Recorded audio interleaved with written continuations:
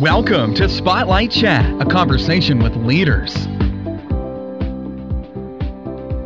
Our special guest today on Spotlight Chat is Christine Collier. She is a specialized math teacher at Coral Academy. She's with their Sandy Ridge campus.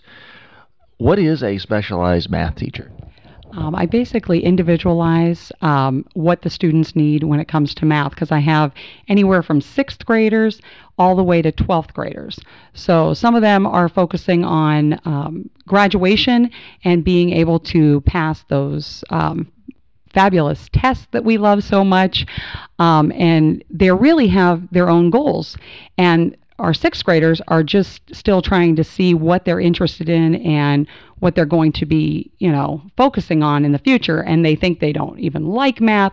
So I'm trying to get them excited while I'm trying to help the upperclassmen realize graduation is around the corner. And we do need to pass these tests so that we get that diploma and we can go to the next step, which is either their college or their vocational school or whatever direction, they have in mind. I had a student last year who went to the Army and he wants to work in mechanics. So whatever their goal is, it's my goal to help them with the math aspect of it, whether it's a deficit in that area or they're just struggling with it for some other reason.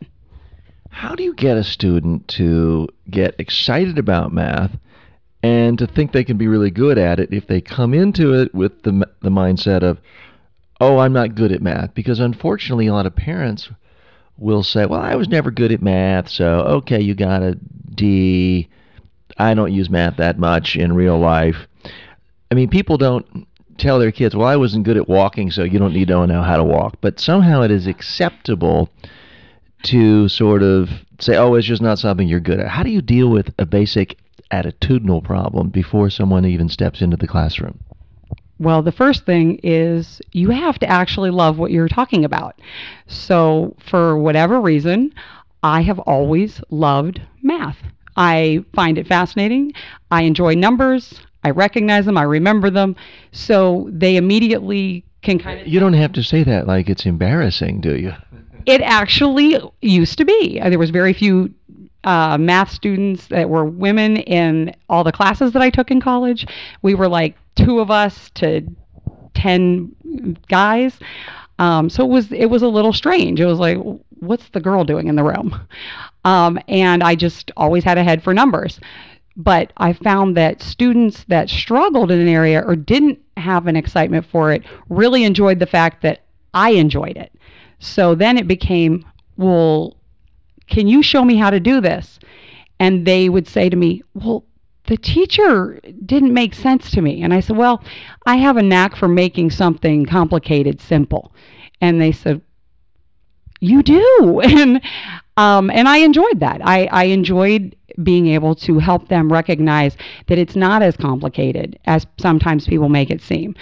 It only gets complicated when you get to the more complicated parts of mathematics, which is, your higher level calculus or your theoretical mathematics. But the majority of what our students need in these grades, unless they're already an advanced student, is not that complicated. It's just that it's not enjoyed by people because they don't think they need it. And you have to bring that realism to them. You have to explain to them why and where they may actually come across this. And you don't know what your future holds. Now, you just brought up the issue of gender. Certainly, traditionally, you can look at all sorts of studies, longitudinal studies, other studies that show at very young ages, boys and girls have exactly the same aptitude. By the time they're in 12th grade, the theory goes, the social conditioning is that boys are encouraged, oh, be good at math, you're good, you're a natural, daddy's an engineer, you can be. Girls have traditionally been discouraged away from, oh, that's boy stuff. Now, that has changed some in obvious years, but are you still seeing residue of that? Oh, yes. There is. In our particular school, it's not as bad, but it really comes from, it comes mostly from their family. What is your background? what is said in your family. And you hit on it earlier when you said some people are just told, well, I was never good at math either. In my house, it was funny because my mom wasn't much into science, but everyone around me told me, I have a head for numbers. We're good at numbers in our family. It's just natural. And so my mentality was, numbers are easy. I can do this. They make sense. So I never questioned it. I just did it. And if you are constantly being told that something isn't natural and you don't get it and it's not a big deal and who cares and I never used it anyway, your thinking is what's stopping you. So I try to work on, as lofty of a goal as this is, I try to work on changing their thinking about the subject. Explaining to them, my husband was originally a musician and going to teach music for a living. And, he was only counting to 4, even though he was good at math, but he was only doing that in the classroom. And then he changed directions and was in sales at one point doing algebra all the time. He didn't expect to be using algebra any more than a lot of people think they're going to. But there are a lot of aspects of math in our everyday life, even making decisions when you go to the grocery store. I see people not be able to spend their money correctly because they just don't understand that one thing was set up. So do you compare the actual cost per ounce as opposed to the sticker price? I do. In my head, when I shop, I'm a very good shopper. You're also known as being an excellent teacher. You've taught in other schools, other school systems. What is different about teaching at Coral Academy, and what do you think is different about the whole atmosphere there for not just you, but other teachers and students? Our very diverse community. When my daughter entered, I wasn't working for them at the time, so that was my first experience, was her entering kindergarten. And when I looked at her kindergarten class, there was just about every part of the world represented. Either they were American, but mom or dad were, grandparents were from another country, or they were here and they were first generation, or whatever the case may be. Every part of the world seemed to be represented in their faces. And I just thought that was an amazing thing, because I think that's the future, and I think that's where my child needs to be, somewhere where she can get the idea we all have to work together.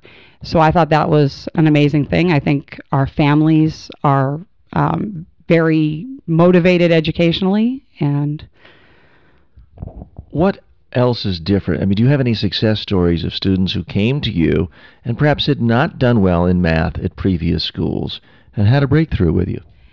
I do. I started out working part-time because my daughter was still young, and I did a math lab with students, and I had several girls who were struggling all the time. They were in 7th grade at the time, and one of them in particular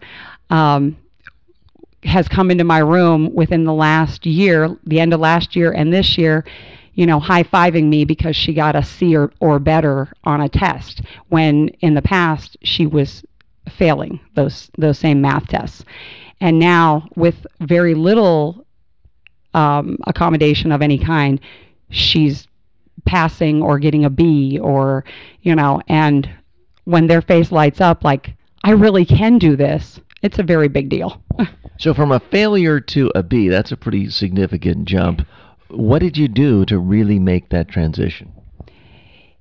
It's sitting with her, explaining something one-on-one, and it's the change in attitude from I can't do this to yes, you can do this. And every single day saying the same thing.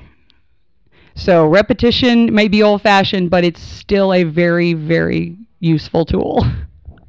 So for parents thinking about options for their own kids, various schools, and there's more options now than ever for a lot of parents, what do they need to know about Coral Academy in their own decision process? Why should they try to apply to your school or not apply to your school?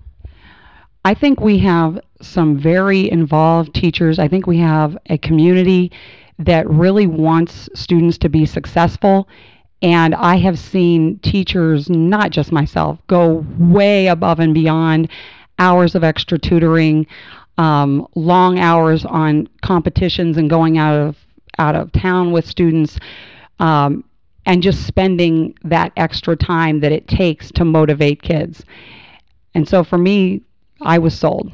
So I would, if that sounds like your kid and your family, then this is somewhere you should be.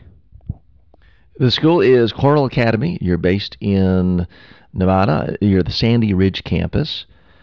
Special guest, and thanks to Christine Collier. Thanks for being with us today. Thank you. Thank you for listening to Spotlight Chat, a conversation with leaders.